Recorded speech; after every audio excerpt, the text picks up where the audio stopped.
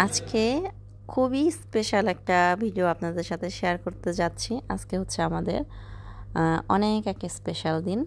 আপনারা ভিডিও দেখতে থাকেন, তখনই বুঝতে পারবেন। তো যেহেতু স্পেশাল দিন, তো শুরু তো করতে হয় মিষ্টি দিয়ে। এর জন্য এখানে হচ্ছে আমি দুধ সেমাই রান্না করেছি।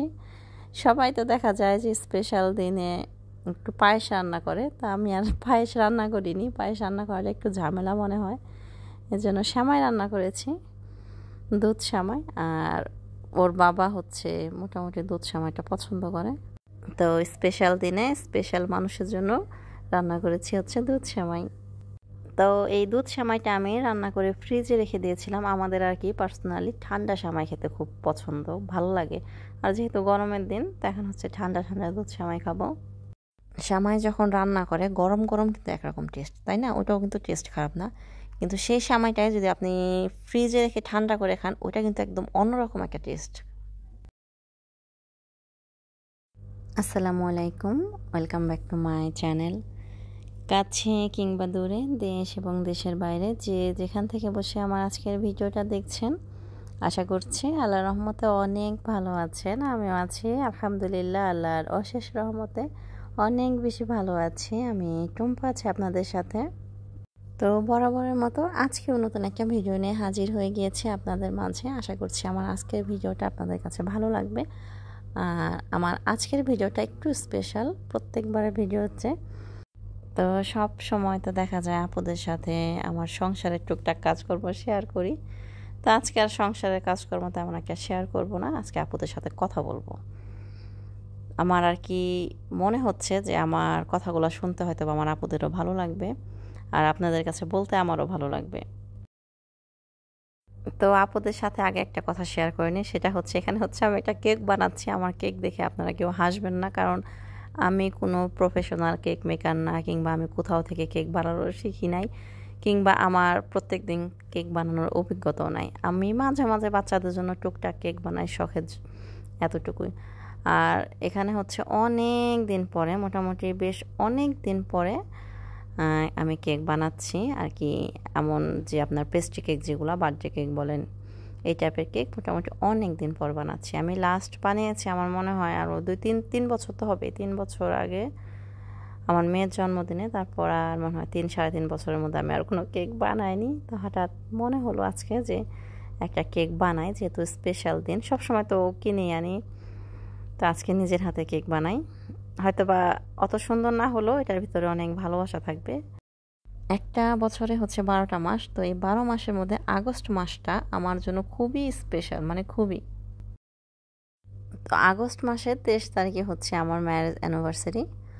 তো প্রতি বছরে যখন আগস্ট মাসের এই 23 তারিখটা আসে, আমার জন্য খুবই স্পেশাল, কারণ এই দিনটা হচ্ছে আমার জীবনের নতুন একটা অধ্যায় শুরু হয়েছে। তো এবার কার্ডটা আমার কাছে মনে হচ্ছে আরও বেশি স্পেশাল, কারণ এবার আগস্ট মাসের 23 তারিখে আমার বিয়ের হচ্ছে 20 বছর পূর্ণ হলো। ভাবা যায় 20টা বছর কিন্তু অনেকটা সময়। আমি নিজেই মাঝে মাঝে অবাক হয়ে যাই যে আমার বিয়ে হয়েছে, 20টা বছর পূর্ণ হয়ে গিয়েছে। কোন দিক দিয়ে যে 20টা বছর গেল আসলে বুঝতেই পারি না। আমার যেমন অনেক ছোট সময় বিয়ে হয়েছে, আমি আমার আরও 3 বছর না 4 বছর আগে, 4 বছর আগের একটা ম্যারেজ অ্যানিভার্সারির ভিডিওতে আপনাদের সাথে বলেছিলাম। তো আমার বিয়ের কিছু গল্প, তো তারপরে অনেক কমেন্টস এসেছে, আপু এভাবে কীভাবে হলো, এটা সেটা। পরে চিন্তা করেছে যে একটা ভিডিও মেক করব, আপনাদের সাথে শেয়ার করব আসলে আমার বিয়েটা কিভাবে হয়েছে আপনাদের কাছে বলবো। তো বলবো বলবো করে আর বলা হয়নি। তো চিন্তা করলাম যেহেতু আজকে অ্যানিভার্সারি, আজকের ভিডিওতেই বলি। তা আমার বিয়ে হয়েছে হচ্ছে আপনার কি বলে 2004 সালে। 2004 সালে তখন হচ্ছে আমি ক্লাস 10-এ পড়ি। মোটামুটি অনেক ছোট সময় আমার বিয়ে হয়েছে, ক্লাস 10-এ পড়া অবস্থা। এবং আমার বিয়েটা কিন্তু আর কি মূলত হয়েছে হচ্ছে ফোনে। এখন যেমন ভিডিও কল ছিল, তখন তো ভিডিও কল ছিল না, তখন অডিও কলে বিয়ে হয়েছে। আর তখন 2004 সাল যেটা, তখন কিন্তু সবার হাতে মুঠোফোনও ছিল না, মোবাইল ফোন মোটামুটি সবাই ইউজ করতো না। যেমন আমাদের বাসায় হচ্ছে টিএনটি ছিল।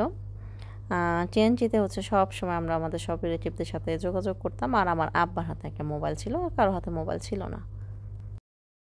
তো 2004-এ হচ্ছে আমার বিয়ে হয়েছে, এবং আমার যখন বিয়ে হয় তখন হচ্ছে আমার প্রি টেস্ট পরীক্ষা চলছিল। তো ক্লাস 10-এ যখন পড়ি তো প্রি টেস্ট তারপর হচ্ছে ম্যাট্রিক পরীক্ষা দিব। তো প্রি টেস্ট পরীক্ষার মধ্যে আমার স্পষ্ট মনে আছে আমার ইকোনমিক্স পরীক্ষার মধ্যে আমার বিয়ে হয়েছে। আমাদের প্রি টেস্ট পরীক্ষা চলছিল। তো আমাদের পরীক্ষার সময় শুরু হচ্ছে আপনার দুপুর 2টা থেকে 5টা পর্যন্ত, 3 ঘন্টা পরীক্ষা হতো আগে। তো আমি পরীক্ষা দিতে গিয়েছি যথারীতি।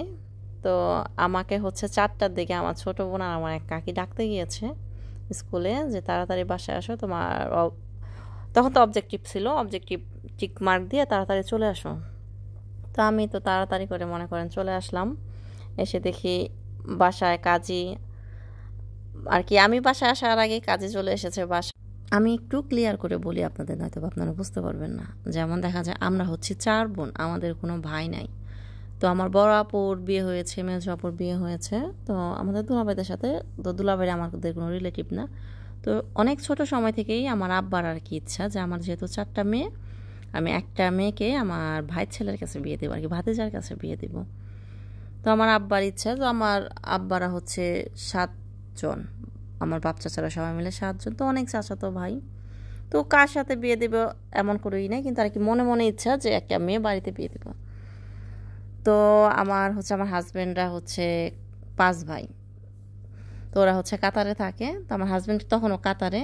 তো আমার ভাসুরা হচ্ছে বাংলাদেশে গিয়েছে। তো ভাসুরা বাংলাদেশে যাওয়ার পর হচ্ছে আমার আব্বার সাথে কথাবার্তা বলেছে, বলে যেভাবে হোক তারা আর কি মোটামুটি একটা ডিসাইড করছে যে না আর কি এখন যে রামিসার বাবা, ওর সাথে আমার বিয়ে হবে। তো যেহেতু রামিসার বাবা বাংলাদেশে না, তাহলে ফোনে কাবিনটা করে রাখবে। এটা কিন্তু আগে থেকে মোটামুটি কোনো কথা না। আমি যখন পরীক্ষা দিতে যাই, আর এই যে আব্বার সাথে আমার ভাসুরের সাথে কথা হয়েছে, এটাও কিন্তু আমাকে অত স্পষ্ট করে বলে না, কারণ হচ্ছে আমার প্রি টেস্ট পরীক্ষা চলছিল। আর আমাদের ফ্যামিলিতে হচ্ছে কি যে আমাদের নিজেদের কোনো মতামত ছিল না যে আমার যে বিয়ে আমাকে জিজ্ঞেস করবে যে তোমার বিয়ে তুমি কি রাজি কিনা, প্রশ্নই আসে না। মেয়েদের কেন এগুলো জিজ্ঞেস করতে যাবে, এমন মানে কনজারভেটিভ ফ্যামিলি আমাদের। তো আমার আব্বাই মোটামুটি বিয়ে ঠিক করেছে। আমি যখন পরীক্ষা দিতে যাই, আমি দেখেছি সকাল থেকে আমার মা অনেক রান্নাবান্না করছে, আমার চাচাতো ভাইরা বেড়াতে এসেছে। তো আমি হচ্ছে বোঝা যায় না কিছুটা আঁচ করতে পারছি যে যেহেতু আমাদের বাসায় চাচাতো ভাইরা সবাই আসবে, হয়তো বা এঙ্গেজমেন্ট টাইপের কিছু একটা হইতে পারে। এটা হচ্ছে আমার ছিল, আমার আর কি মনের ধারণা ছিল। কিন্তু আমার আব্বাও শিওর ছিল না যে সেদিন কাবিন হবে, কিংবা আমার চাচাতো ভাইরাও শিওর ছিল না কাবিন হবে। আমার যেমন 2টা থেকে পরীক্ষা শুরু, তো আমি 1টার দিকে বাসা থেকে বের হয়ে গিয়েছি পরীক্ষা দেওয়ার জন্য, একটু আগে যেতে হয়। তো আমার চাচাতো ভাই, চাচা চাচি সবাই মোটামুটি আপনার আর কি ওই 12:30টার পরে 1টার দিকে আমার সাথে দেখা হয়নি। আমি যখন পরীক্ষা দিতে গিয়েছি তখন, সরি আমার মনে নাই সম্পূর্ণ, আমার সাথে তখনও দেখা হয়নি। আমি যেহেতু পরীক্ষা দিতে চলে গিয়েছি, তো আমি জানি যে সবাই আসবে, কিন্তু সবাই যে চলে এসেছে দুপুরে খাওয়া দাওয়া করবে, ওরা হচ্ছে আপনার 1টার পরে 1:30টার দিকে হয়তো এসেছে, আমার সাথে দেখা হয় নাই। কিন্তু আমি বাসা থেকে যখন যাই তখন জেনেছি যে আসবে, গেস্ট আসবে আমাদের বাসায়। তো ওই যে আমি পরীক্ষা দিতে গিয়েছি 4টার দিকে, দেখি জানালা দিয়ে আমার ছোটো বোন একদম আমার ইশারা করে ডাকতেছে যে আপু তাড়াতাড়ি বাসায় আসো। তো আমি বললাম কি হয়েছে, বলে না কিছু হয় না, আব্বা তোমাকে তাড়াতাড়ি খাতা জমা দিয়ে বাসায় যেতে বলেছে।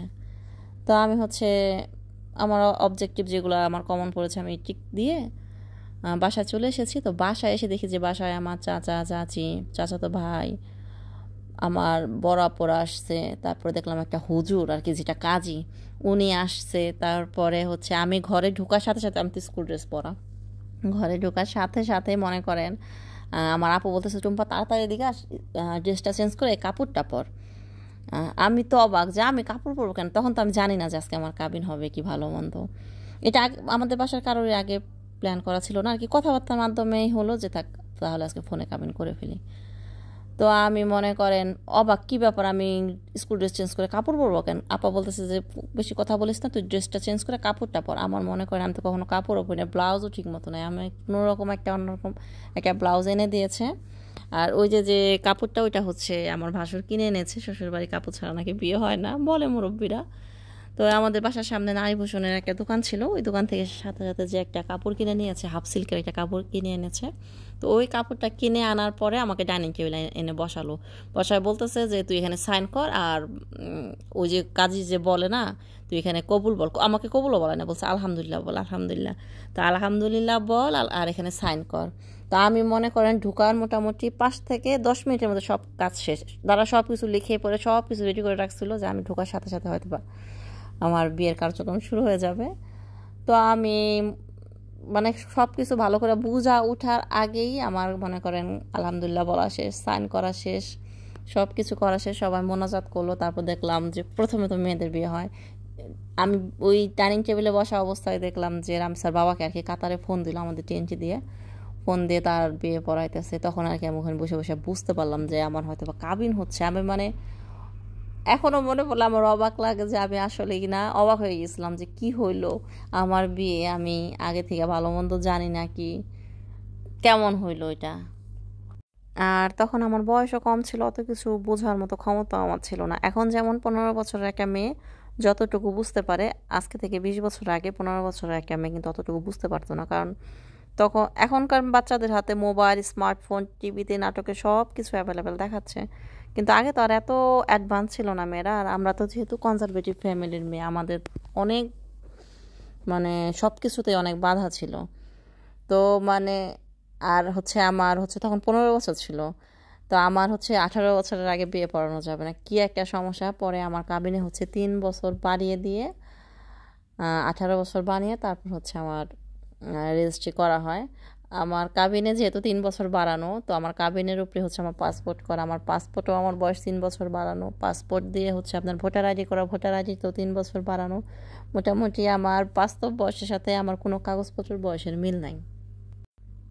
রামিসার বাবা হচ্ছে আমার আপন চাচাতো ভাই, আমার মেজো চাচার ছেলে। কিন্তু আমার আপন চাচাতো ভাই হলে কি হবে, তার সাথে হচ্ছে আমাদের মোটামুটি অনেক দূরত্ব ছিল। আমরা যেমন জন্ম থেকে ঢাকায় ছিলাম, ঢাকায় লেখাপড়া করছি।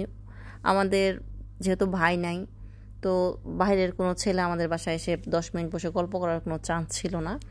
আর রামিসার বাবারা হচ্ছে একদম জন্ম থেকে হচ্ছে আমাদের গ্রামে দোহারে থাকতো, এখানেই লেখাপড়া করেছে। ওই দোহার থেকে দেখা গিয়েছে যে কাতার চলে গিয়েছে। তো আর হচ্ছে রামসার বাবা অনেক শাই ফিল করতো আমাদের সাথে, কারোর সাথে কথা বলতে। আমরা সেই ছোট সময় রামসার বাবাকে দেখেছি, আমরাও ছোট ছিলাম। যেহেতু আমি বিয়ের সময় আমার 15 বছর বয়স ছিল, তো রামসার বাবা যখন কাতারে গিয়েছে তখন তো আমি একদমই ছোট ছিলাম। তো ওইভাবে না, রামসার বাবাও আমাদেরকে তেমন দেখে নাই, আমরাও রামসার বাবাকে দেখিনি। জানি যে আমাদের একটা ভাই আছে, কিংবা রুবেল ভাই, সে কখনো আমাদের বাসায় এসে বসে নাই, বসে 10 মিনিট গল্প করে না, যাই নাই। যেহেতু আমার ভাই নেই, কার কাছে যাবে, মেয়েদের কাছে তো ছেলেরা যায় না। আর আমার আব্বাও এগুলো হচ্ছে অ্যালাউ করে না। তো মোটামুটি অপরিচিত মানুষের মতোই। তো আমার বিয়ে হয়ে গেল, আমার ভাসুরা সবাই চলে গেল। আমার শাশুড়ি হচ্ছে আমাদের বাসায় ছিল, যেহেতু দেবরের বাসা, আমার আপন কাকি, তো 2-3 দিন বেড়াবে। তো রাত্রেবেলা রামসার বাবা ফোন দিল, সবাই বলে দিল যে রাত্রেবেলা তোমার কাজ শেষ হলে ফোন দিও। তো রাত 8টার দিকে রামসার বাবা ফোন দিল। তো ওই যে রামসার বাবার সাথে কথা বলা শুরু হলো, আমাদের ফোনে বিয়ে, ফোনে কথা বলা শুরু হলো। প্রথম প্রথম কথা বলতে খুবই লজ্জা লাগতো, পরে আস্তে আস্তে আসলে ঠিক হয়ে গেছে সব কিছুই। তো মোটামুটি 2 বছরের মতো আপনার হচ্ছে আমরা ফোনে কথা বললাম। তারপর হচ্ছে আমি ম্যাট্রিক পাস করে ইন্টারে ভর্তি হলাম। তারপর হচ্ছে রামসার বাবা হচ্ছে বাংলাদেশে গেল। তারপর হচ্ছে আমাদের বড় করে বিয়ের অনুষ্ঠান করেছে, মোটামুটি আলহামদুলিল্লাহ অনেক বড় করে অনুষ্ঠান করা হয়েছিল। আসলে জন্ম, মৃত্যু, বিয়ে সব কিছুই হচ্ছে আল্লাহর হাতে, তাই না? এখানে মানুষের কোনো হাত নাই। আমার মানে আমি মাঝে মাঝে চিন্তা করি যে আমার বিয়েটা যেভাবে হবে কখনো কল্পনাও করি নাই। আর কি তখন তো ভিডিও কলও ছিল না, শুধুমাত্র অডিও কল। এখন তো ফোনে বিয়ে হয়, এবং এখন অ্যাভেলেবেল ফোনে বিয়ে হয়, অনেক জায়গায় অ্যাভেলেবেল ফোনে বিয়ে হয়। কিন্তু আজকে থেকে 20টা বছর আগে কিন্তু অ্যাভেলেবেল ফোনে বিয়ে হইতো না। মানে আশেপাশে খুব একটা শোনা যেত না ফোনে বিয়ে। যে শুনতো সেই বলতো যে টেলিফোনে বিয়ে হয়েছে, কীভাবে হয়েছে একটু ঘটনাটা বলো। আমার বিয়ের পর পর হচ্ছে আমি আমার কোনো বান্ধবীদেরকেও বলি নাই যে আমার বিয়ে হয়ে গেছে, কেমন যেন শাই ফিল হতো।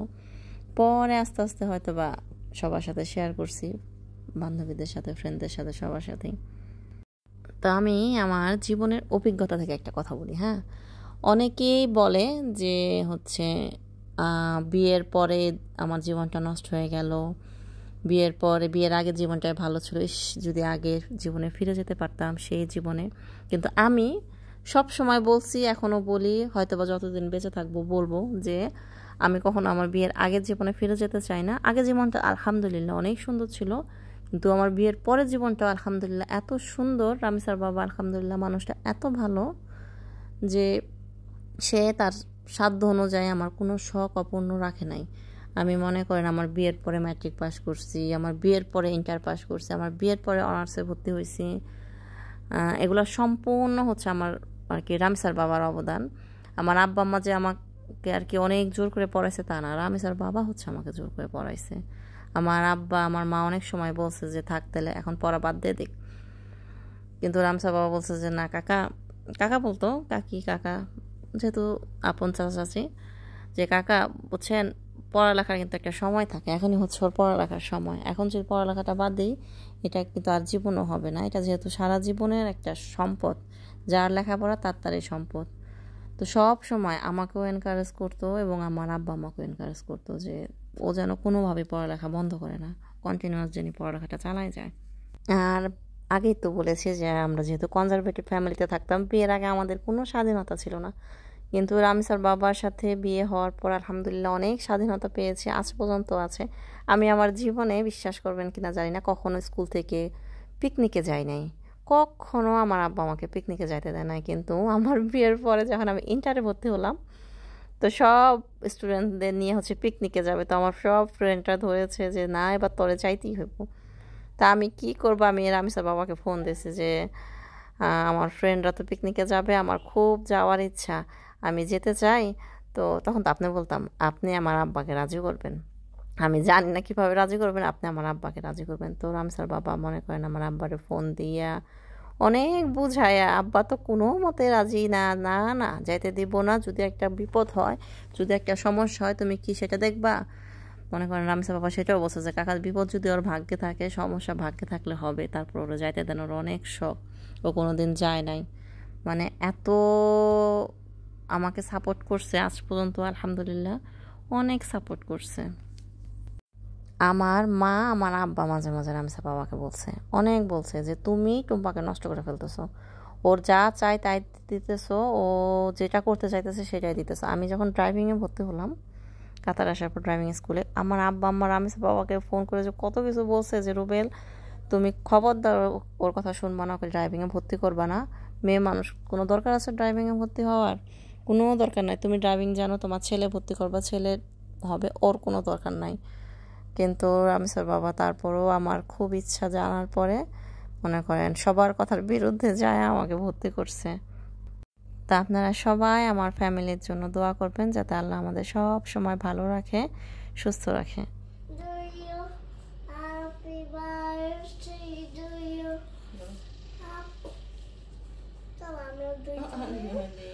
Happy anniversary.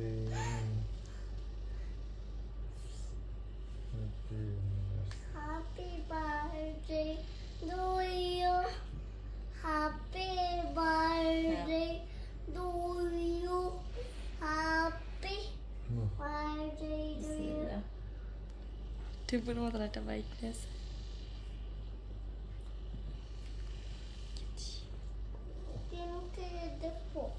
Happy anniversary.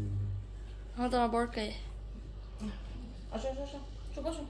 আসো বাবা আসো।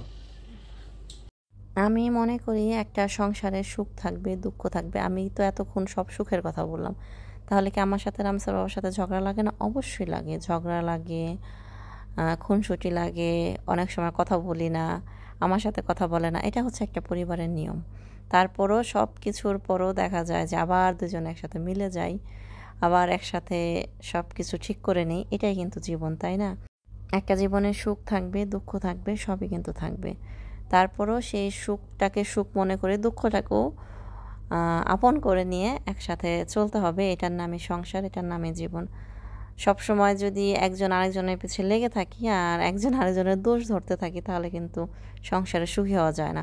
প্রত্যেকটা সংসারে কিছু না কিছু খারাপ দিক থাকবেই, ভালো দিকও আছে খারাপ দিকও আছে, যেহেতু প্রত্যেকটা সংসারে মানুষ নিয়ে তৈরি আর কি, একটা সংসার তো মানুষ নিয়েই সৃষ্টি, তাই না? তো মানুষের খারাপ দিক তো অবশ্যই থাকবে, তো সেই খারাপ দিকটাকে যদি মেনে নিয়ে আমরা সংসারটা করতে পারি তাহলে কিন্তু আর কি ঝগড়াটা অত বড় হয় না, ছোটতেই শেষ হয়ে যায়।